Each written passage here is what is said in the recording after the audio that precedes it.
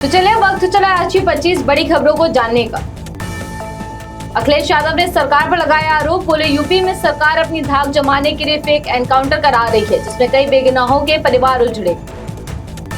Supreme court पहुंचा गौवध का मामला, गौवध पर रोक लगने की याचिका पर सीजेआई सूर्यकांत की दो टूक, बोले बकरीद से एक दिन पहले याद आया। यूपी में जन्म और मृत्यु प्रमाण पत्र और मकान जमीन का दाखिल सभी ये काम एक ही दिन में होंगे पूरे। योगी सरकार बना रही निगमों में वन डे गवर्नेंस सेंटर। राजधानी लखनऊ में भजनों पर जमकर थिरके हनुमान भक्त, मंदिरों में लगाए गए बड़े कूलर और फव्वारे वाले पंखे। 1000 से ज्यादा जगहों पर हुआ भंडारा। लखनऊ के कसमंडी किले पर हनुमान चालीसा और नमाज पढ़ने पर विवाद, इलाके में भारी पुलिस बल तैनात। हिंदूवादी नेता अड़े, बकरीद की नमाज नहीं पढ़ी जाएगी।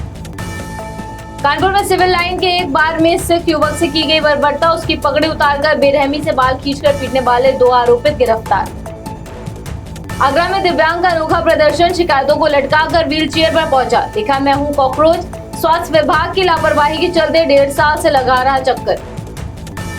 बांदा में बनेगी स्मार्ट सड़क, कालकुआं ओवरब्रिज से महोखर चौराहे तक 85 करोड़ की परियोजना में सड़क को 14 से 18 मीटर तक चौड़ा किया जाएगा।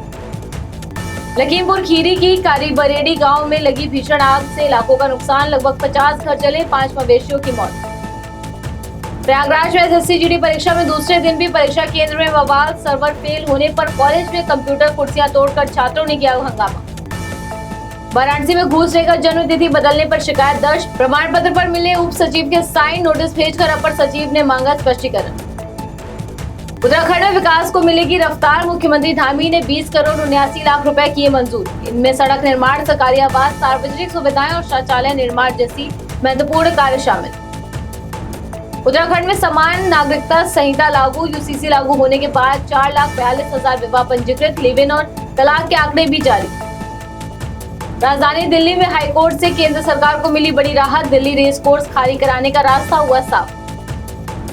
मध्य प्रदेश में पन्ना में निर्माणाधीन कुआं धंसा, खुदाई के दौरान मिट्टी धंसने से मलबे में दबे 5 मजदूरों की मौत।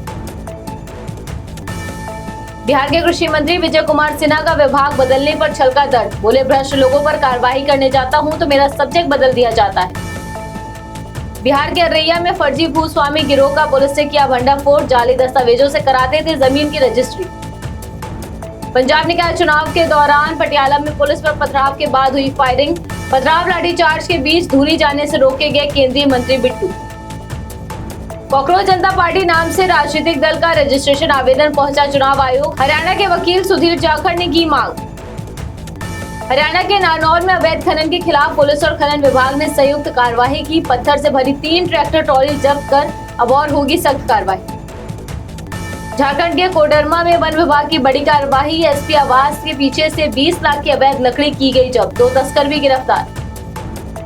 असम विधानसभा के पहले ही सत्र में यूसीसी बिल पेश हुआ, यूसीसी बिल पर सीएम शर्मा बोले महिलाओं के अधिकारों की रक्षा हमारी पहली प्राथमिकता। बीजेपी छोड़ भाजपा सदस्य बने ओडिशा के पूर्व सांसद देवाशीष सामंत राय, बंगाल में भी हलचल तेज, भाजपा का दामन थाम सकते हैं टीएमसी के कई नेता। ईरानी सरकार ने लंबे समय से चल रहे अंतर्राष्ट्रीय इंटरनेट प्रतिबंधों को हटाने का लिया फैसला, 87 दिनों बाद इंटरनेट सेवा बहाल। चांदिया 4,750 रुपए गिरकर 2,66,000 पर आई, वहीं सोना आज 1135 रुपए सस्ता होकर 1,58,000 का हुआ। तो ये थी आज की 25 बड़ी खबरें। ऐसी तमाम खबरों को जानने के लिए आप देखते रहिए जन एक्सप्रेस। नमस्कार।